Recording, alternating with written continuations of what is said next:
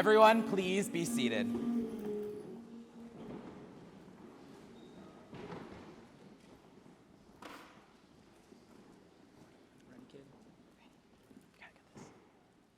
Good afternoon and welcome.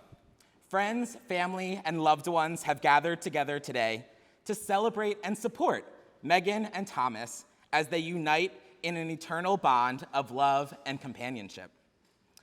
We'd also like to take a moment to recognize those cherished loved ones, Megan's godfather Mike, Thomas's grandfather Bud, and Megan's grandfather Rich, among others, who are not able to be with us today, but have provided this couple with love, guidance, and support throughout their lives. Speaking from experience, these two can't wait to be married, so let's not keep them waiting too much longer. But before we get things started with today's ceremony, I promised you would all have a very clear opportunity to take some photos of your own. So here's your time to shine. Get those devices out. You'll have exactly 60 seconds. I'm setting a timer. Take a selfie, snag some photos, and get your fill, because once this timer goes off, we'll ask everyone to put their devices away and for the remainder of the ceremony. Now, before everyone gets theirs, all right. Ready, set, selfie. All right, everyone, look at the crowd, smile. Give a wave. All right, everyone, look at the lovely couple. All right, pretend to place the rings. Pretend. Oh, wrong hand. All right, I made a hilarious joke. Laugh, everyone. All right. Got it. Time's up. Phones away. All right, I hope everyone got their fill. Don't forget to send those selfies to the bride and groom for their memories too, but after the ceremony. Please place all devices on silent and put them away at this time. I felt it was fitting to start off with a quote from someone close to where this love story all began. Post Malone, of course. Such a long time, I've been waiting for a long time, I've been waiting for a long time. I don't know if everyone in this room can agree, but I can say for myself, I can't believe that we are finally here today. And I know for a fact that these two standing beside me have been ready for this moment for a long time. For those of you who are caught up on their love story, you know that the earlier parts of their relationship were slow moving. Now, I'm sure you've all heard the comparison of marriage and roller coasters, so these earlier months are the slow climb at the beginning of every good ride. For those of you who don't know me, I've had the pleasure of knowing Megan and the Botman family for a very long time. And yes, I'm even talking about those embarrassing middle school years. I remember the first time Megan invited me down to Baltimore for a weekend, and she told me I'd be meeting Trey. We'll leave it at what a night. Now, for the record, I'm a tough critic, especially for those I cherish, and meeting Trey was all the reassurance I needed. I could see how genuinely happy the two of them were together, how great Trey was with Natty, and everything in between. Now, an important part of marriage is not about thinking alike or the same, but thinking together. This was apparent from the very beginning of this relationship and is the foundation this bond was formed on. When I found out that Megan and Trey had decided they wanted me to officiate their wedding, and yes, I said found out, not asked, thanks Woody, I was instantly nervous I wasn't the right person for the job. But I took my job seriously by instantly researching and getting ordained, that's Reverend Malbec from now on, and making sure we didn't miss a beat. Over the years, I have made countless memories with these two, and many others standing up here today and sitting in the audience. Whether it was gallivanting around Maryland, tubing down the river, daring to go to hometown bars, or backyard hopping in whatever neighborhood we happened to be in, there were always stories to tell, and I'm sure those will come up as the drinks start flowing tonight. But with all these memories being made, it solidified further how incredibly special their love was and how incredibly easy my job would be here today. Now, life isn't perfectly scripted, and marriage will inevitably hit some unexpected turns, flips, or corkscrews, which will be filled with screams and laughter. But I think it's safe to say that these two were buckled in and ready for this roller coaster ride called marriage from Megan's, yes, duh, Good times. As I looked forward to today and talking about your relationship, I was reminded by many people in this room that the love these two have are something very special. The connection between you two is full of understanding, compassion, big emotions, balance, honesty, goofiness, and support. If you ask me, that sounds like one exhilarating roller coaster ride, and I think I can speak for everyone here today. We can't wait to experience it with you. I'll leave you with some wise parting words of advice, paraphrased from, again, Mr. Malone. When seasons change and love goes cold, feed the flame, because you can't let it go. Everyone here today has seen this couple experience countless adventures together, make joyful memories, and most importantly, support and comfort each other through the good and difficult times. Our personal reactions may have differed: laughter, face palms, and likely even some disappointing head shakes. But nonetheless, we have seen these two tackle life so far together. Through patience, understanding, lots of laughter, and honesty, Megan and Thomas have grown into the couple you see before you today. This foundation of a true marriage began long before today, and efforts of marriage will continue long after today's ceremony and the libations of tonight's reception wear off.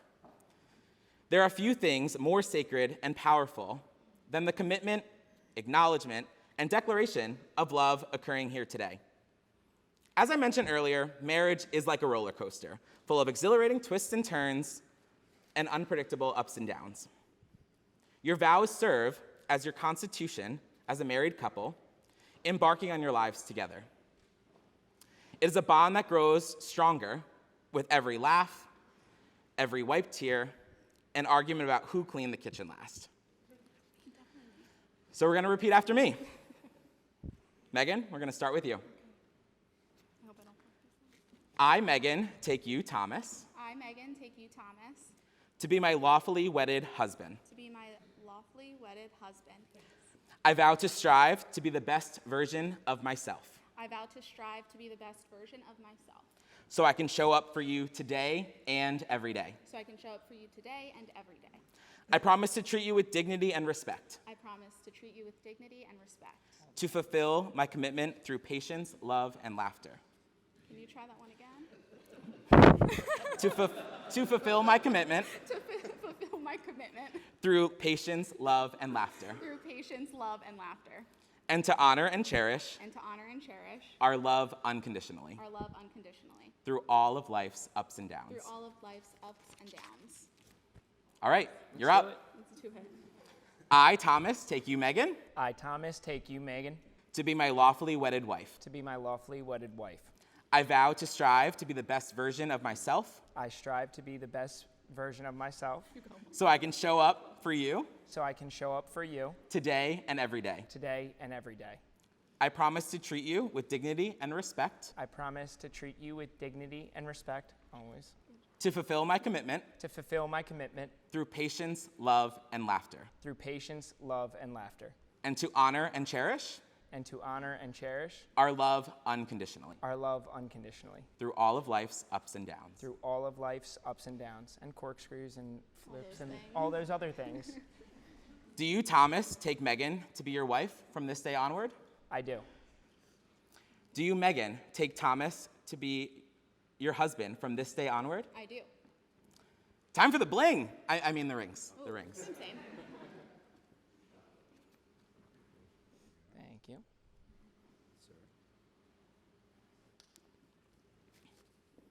As you exchange these rings, remember their symbolism and physical representation of your commitment and love for one another. Take a moment to remind yourself of your vows you just presented to each other and embrace this moment, not only between the two of you, but with your loved ones who have joined us today to celebrate your love and unity. Soak it all in.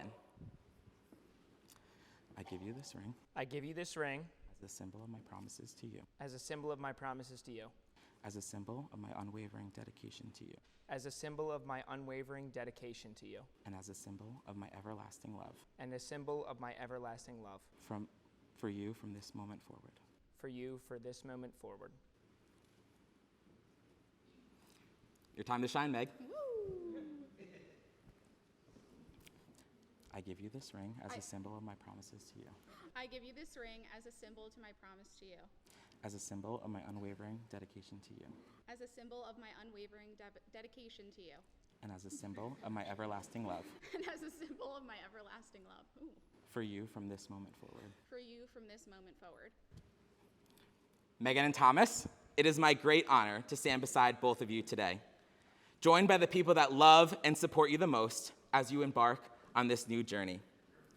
By the authority vested in me by, well, the great World Wide Web, it is my absolute pleasure to pronounce you husband and wife. Let your adventure begin. Friends and family, let's hear it for the newlyweds.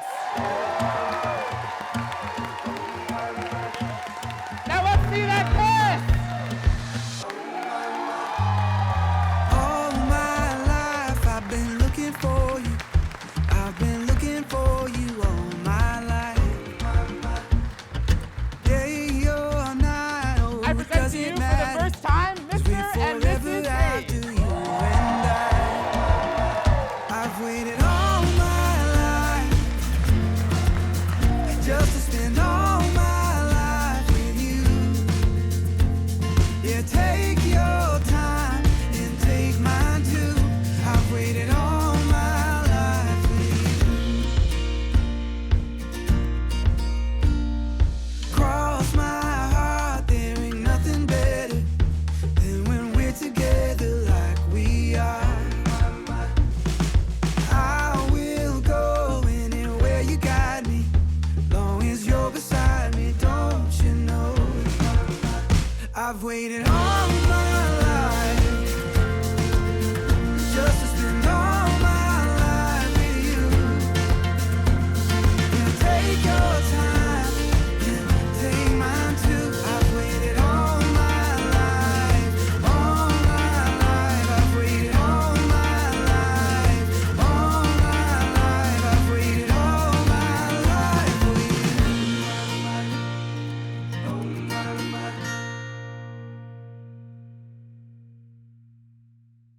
Thanks, Tom. Good evening. For those of you who don't know me, my name's Eric. I'm Trey's best man and also his first love. I've had the pleasure and misfortune of knowing Trey for about 15 years. Through that time, we've done a lot of pretty crazy, weird things that most parents would probably be ashamed of. We've done things such as going out in onesies in the middle of April just because we thought it was funny. He had a lovely pink unicorn one that he just adored. We also made wine in my basement one time. I highly don't recommend it. I'm pretty sure we poisoned ourselves. But somehow we're still alive, thank God, and we have this wonderful, kind, caring man in front of us. And I'm so happy that you've been my best friend for so long. Meg? Oh, man. If I wasn't married.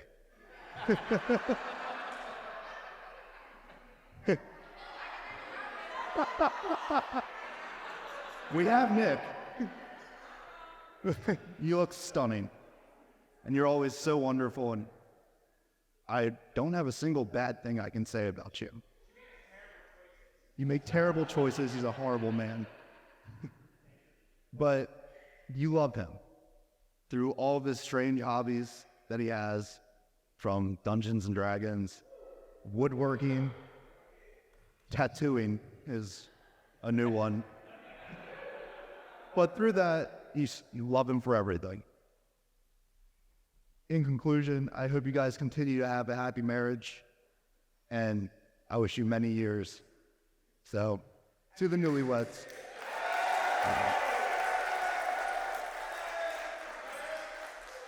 Can I please have Natalie?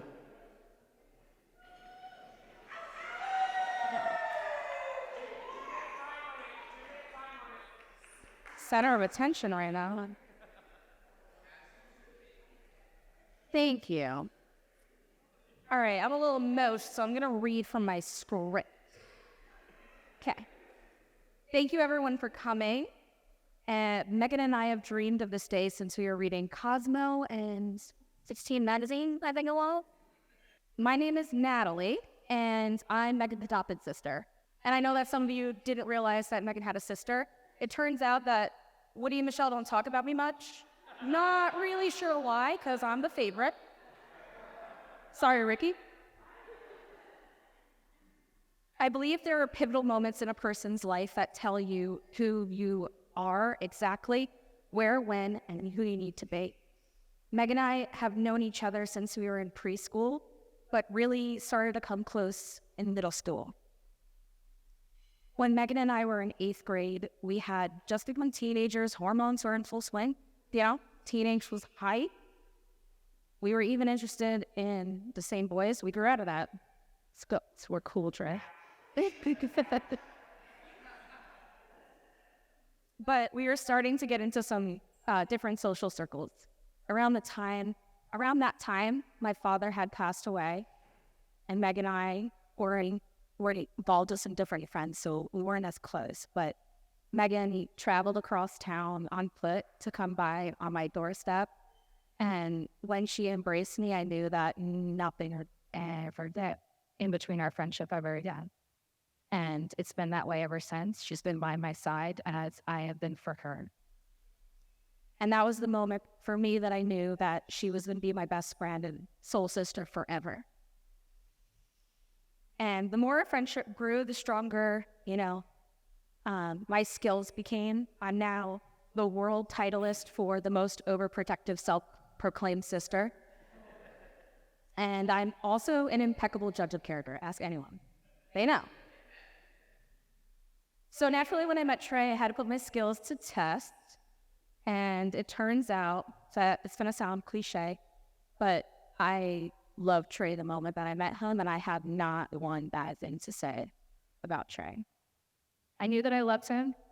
He passed all my tests. And I thought to myself, how the heck is that even possible? He's nuts. But then I realized he's like me, but he's got male parts. He's got a weird accent that sounds like Philly, but he calls it Maryland. I really don't understand. Home, go home.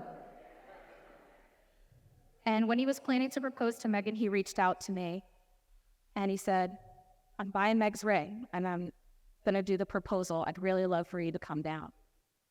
I know it would mean the world to Megan. And I said, I'm there. I'm there, baby. Tell me when, and I'll be there. And it wasn't until just moments after he got down on one knee that he told me that Megan turned to him and was like, I just wish Madam was here. And I came out and I surprised her. And she told him that she was so happy. And he came to me and said, thank you so much for being here. That's the happiest I've seen Meg. And I knew at that moment that Trey was going to make Megan happy for the rest of their lives together. And that he was the one that was meant for her. So I'm honored to have been a witness for your pivotal moment in your lives today. And I cannot wait to see more happy moments with you both. I love you. Great.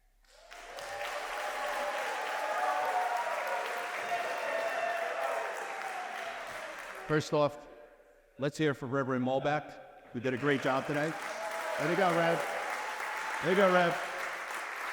I just want to thank everyone for being here today for this marriage between Megan and Trey. Can't express how much this means, not only to us, but to the Hayes family. Thanks so much. Today we bonded two families into one. When a child meets the right person, grows with them, then decides that they want to marry them, as a parent, and especially the father of the bride, you take hope that the family that you marry into, that you like. And we love the Hayes family.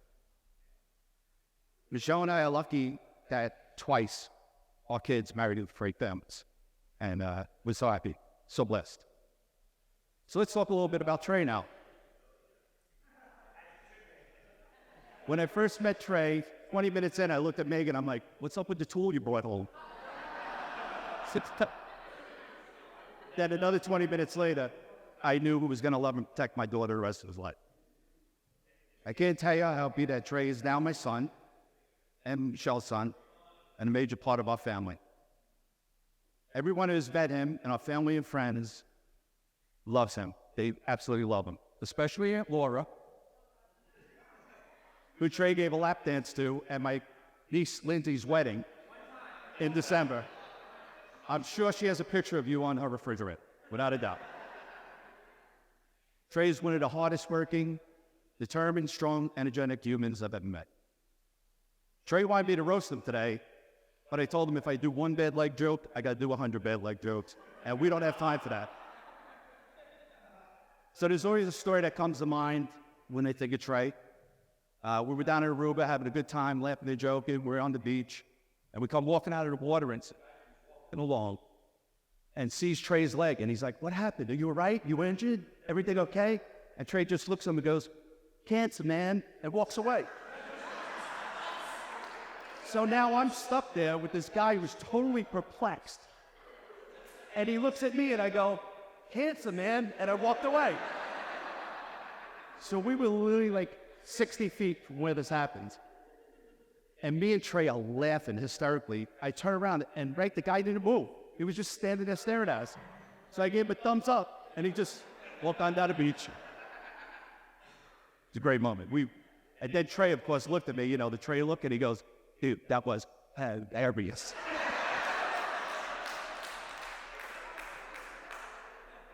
Thank you, Trey, for being in our lives. Michelle loves you. Ricky loves you. We hope, your best friends, we hope he loves you. Mary, and most importantly, Grams. Ish. Along with our family, yeah, she loved you. Yeah. Along with our family and friends, anybody who's ever met you, I love you, son. Now to my beautiful daughter. This is going to be hard. Megan was beautiful, baby. I couldn't tell you how happy I was when she came into our lives. She was always laughing, happy, joyful, and so much happiness. Straight A student, gave a speech at the high school, graduation, went on to college, and became a speech-language pathologist, something she always dreamed of. She excelled at college, came down to Maryland to Loyola, and she never came home. She loved it here. Don't say you took home. Now she's working with children, which was one of her dreams. The only problem is they can't call you Miss Megan anymore. Now you have to be Mrs. Megan. Megan was our athlete, unlike our son,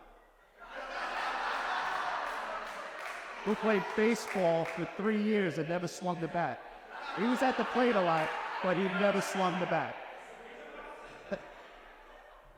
She gave a try at soccer when she was younger. She was a great softball player, and her passion was cheerleading. She was on the varsity team, traveled, competition teams, and she won numerous championships with those teams. She was an amazing cheerleader. So you didn't think it was all going to be peaches and creams with Megan, did you? At the end of Megan's junior high school year, me and Michelle volunteered to do project graduation. Project graduation is for the seniors that are graduating. They go overnight. So me and Michelle volunteered to go, and we left her in the hands of him. So we left. We went to the high school. We're helping kids check in, and one of the moms who knows Michelle well goes, "Hey, it's cold in there. You bring a sweatshirt?" And Michelle goes, "Nah, I didn't bring one." So she comes and tells me, "I don't want to check in kids anymore." I'm like, "I'll go to the house for you to get a sweatshirt." Well, we walk in, and there's a rage going on in the living room. In the dining room, sorry, a rager. Kids in there, partying, having a good time. I thought it was Ricky. Nope, it was Megan. So me doing my dad thing, I start yelling and screaming, and kids are running out, back door, front door. Megan's running through the rooms with a big bottle of vodka I ever saw going, "Oh shit, oh shit, oh shit, oh shit, oh shit, oh shit." Through the hallway, that's all we saw, back and forth through the hallway. Finally, she put the vodka somewhere, no clue where it went. I don't know if there's a bathroom where you put it. And we started with the good old, "What are you doing?" You know, all the parents who have teenagers and above know what that speech is about. While we're doing this, she runs upstairs, and I'm yelling at her, "Megan, get back down there." She comes down, and she said her own punishment. She came down with a driver's license, her keys, and a cell phone, and goes, "I punished for a month." I'm like, "This is easy." She punished herself. I'm like, "You're right. You set your own punishment. You're right. You're punished for a month." We did go back to project graduation. Me and Michelle got in the car in the driveway, and it was a good 5 minutes. We were laughing so hard, and I was so proud for my daughter at that moment. Not because she gave punishment, she had a party, her first one ever. and it was awesome. So we called Ricky, and we're like, Ricky, this is what happened. We tell him the story. He goes, she's such a dumbass. I told her, don't start the party till the buses go past the house. It's easy, Megs. Don't start the party till the buses literally go past the house. Like, don't start the party. Megs, I can't tell you how much me and Mom love you. So proud. You always been my little girl. I need everybody to raise. Stand up. Yeah. If my dad was here today, I would ask him to do a toast. And most of the family knows what the toast would have been. He would have said, over the lips and through the gums, watch out, Tommy, here it comes. Comes over me I love you both. just like a sunrise. You set a scene, turning my gray skies blue, just like you always do. I don't want anyone else, 'cause I know there's not anyone else that makes me feel the way you do. It's easy to prove I don't want anyone else but you.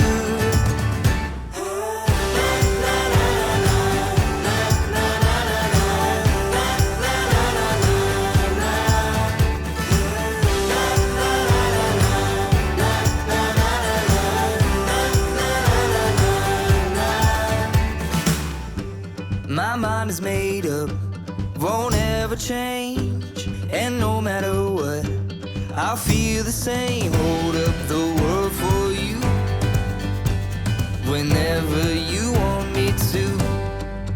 I don't want anyone